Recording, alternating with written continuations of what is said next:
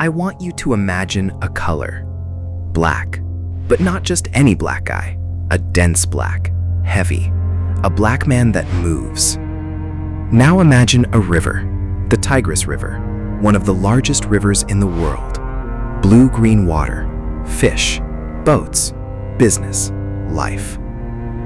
Now put the two things together. In 1258, the Tigris River turned black. Not from pollution. Not from mud, of ink, book ink, thousands of books, hundreds of thousands of books. The Mongols threw the Baghdad library into the river. Loose pages, parchments, manuscripts, works that took centuries to be written. They disappeared within hours. The water turned black. Survivors said you could ride on floating books. The river had so much ink that it looked like dried blood. This video is not about violence. Everyone talks about violence. It's about what came after, about what we forget when we destroy a city, about the knowledge that was lost, and about the question that no one wants to ask: what have we lost forever? Today, we will try to answer.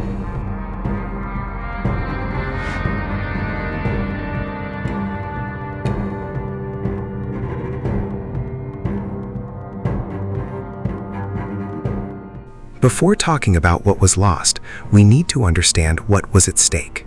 Baghdad, 1258. It was not just any city. It was the center of the world, the heart of Islam, the city of peace, they called it. 100 years earlier, Baghdad was the richest city on the planet, richer than Constantinople, richer than any European city. While Europe lived in the Dark Ages, feudal lords fighting over a piece of land, monks copying the Bible by hand in freezing monasteries. Did Baghdad have electricity? No, there wasn't. But there was something better. There was the House of Wisdom, a library. But it wasn't just a library. It was a university, an observatory, a translation center, a factory of ideas. The wise men of Baghdad translated Plato and Aristotle. They translated Greek doctors, Indian mathematicians, Persian astronomers. They took knowledge from the entire world and placed it within that city. Meanwhile, in Europe, Christians burned witches. Baghdad had surgeries. There was algebra. It had algorithms. The word algebra is Arabic. The word algorithm too. In that library, there were maps of the sky that no one in Europe would be able to read for another 200 years. There were poems. There were stories. There were medical prescriptions. There were treatises on philosophy. And there was one thing that we cannot measure. There was the knowledge accumulated by 10 civilizations over 1,000 years. All of this could fit inside a library, until the Mongols arrived.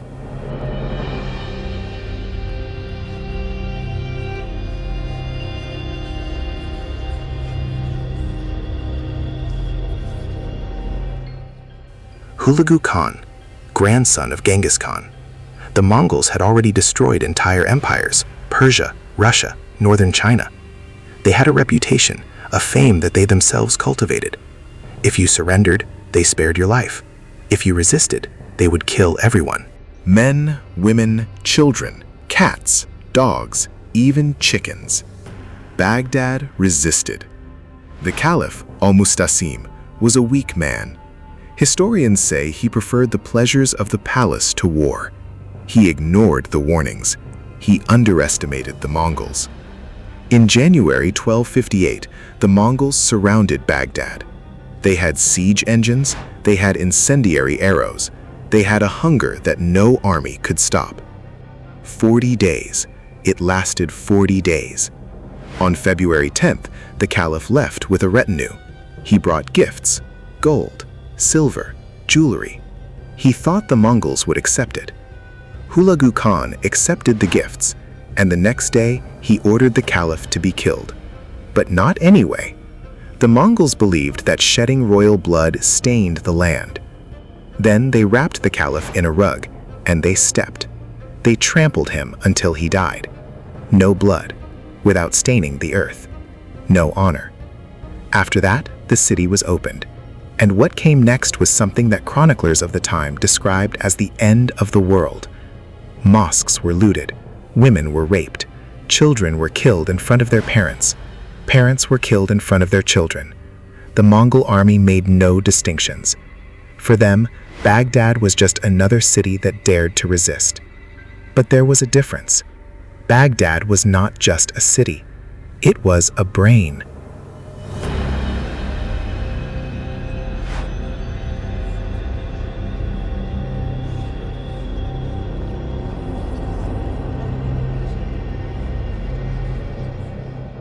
The Mongols entered Baghdad, and they didn't come to rule, they came to destroy. It's different. They burned mosques, they burned palaces. They burned hospitals. They burned bridges. They burned everything made of wood. But the library, the House of Wisdom, it wasn't made of wood. It was made of stone. It didn't burn easily. So they had to improvise. They ripped the books from the shelves. They threw them on the ground. They trampled them. They tore the pages. And then they took the books to the banks of the Tigris River, and they started throwing them, book by book, scroll by scroll, map by map, poem by poem, everything into the river. The chroniclers of the time say that the river turned black, not gray, black. The ink from the books dissolved in the water. Thousands of manuscripts. Some say 100,000, others say 400,000. Nobody knows for sure. Nobody counted, because nobody could. The books were made of leather, sheepskin, camel leather, goat leather. Leather floats, pages sink. So the river became full of floating pages and leather covers floating on top. Survivors said that you could ride on the books, that a man could cross the river stepping on books without getting his feet wet. This is not a legend. This was recorded by 3 different chroniclers. One of them, the Arab historian Ibn al-Furat, wrote, "The Tigris River became as black as night because of the ink of the books and the blood of the dead." He combined the 2 things, ink and blood, knowledge and violence. The Mongols mixed the 2 in the same river.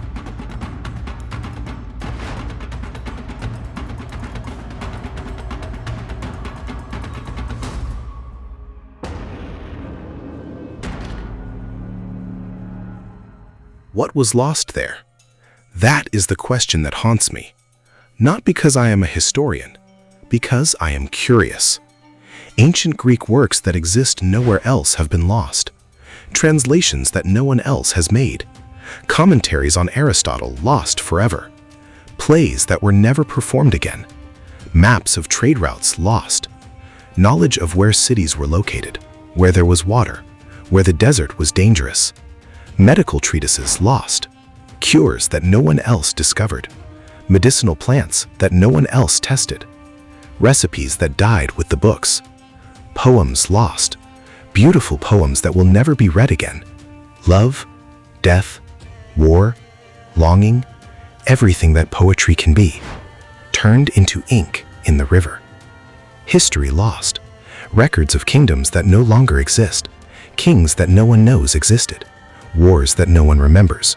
Marriages, births, deaths, everything that a civilization accumulates in 1,000 years disappeared in days. And there's something else, something that hurts even more. The ability to know what was lost was lost. We don't know what was in that library. We'll never know.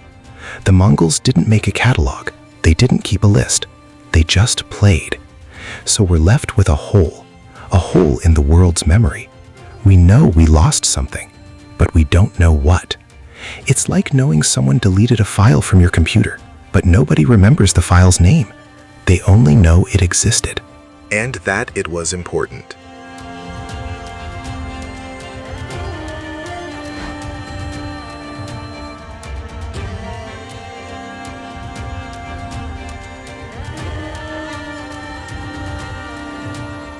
This video isn't about violence. I said that at the beginning. It's about lost knowledge. When we destroy a city, we don't just destroy bricks. We destroy history. We destroy identity. We destroy the possibility of remembering. A city is a collective memory. The streets have the names of people who died. The squares have statues of heroes that nobody knows anymore. The buildings hold stories that only grandparents tell. When you burn a library, you burned that memory. On purpose or carelessly, it doesn't matter. The result is the same. We will never again know what the wise men of Baghdad knew. Never.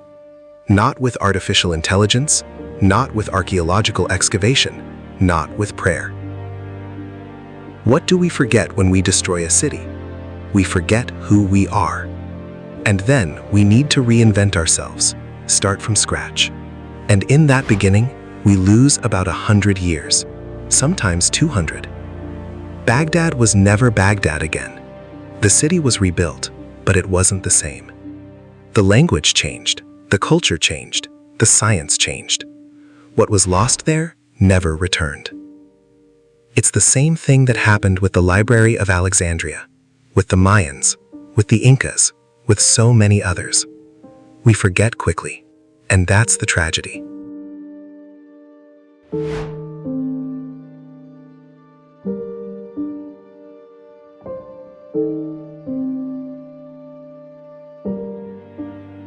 The library was rebuilt. Yes, but it's a replica, a reminder of what was. The Mongols are gone. Hulagu Khan died. The Mongol Empire fell apart. What's left? A warning remains, a question that we never answered properly. How many libraries are being destroyed now, while we talk? It doesn't have to be fire. It could be neglect. It could be lack of funds. It could be a city hall that decides the old building isn't worth it. It could be a government that thinks books aren't a priority. We lose knowledge every day, not all at once, little by little. A forgotten book here, a moldy file there, a language that dies because the last elderly speakers are dying without anyone to teach them. Baghdad, 1258, is a symbol, but it's not the only one. The Tigris River turned blue again. The ink is gone. The books turned to mud at the bottom of the sea. But the question remains, and it's for you. What are you doing to avoid forgetting? What are you doing so that the knowledge you hold in your hands today doesn't become ink in the river tomorrow? Because the fire doesn't have to come from Mongols. It can come from our own indifference. Baghdad, 1258. The burned library that we never forget. But do we really remember it? Or do we only think we remember?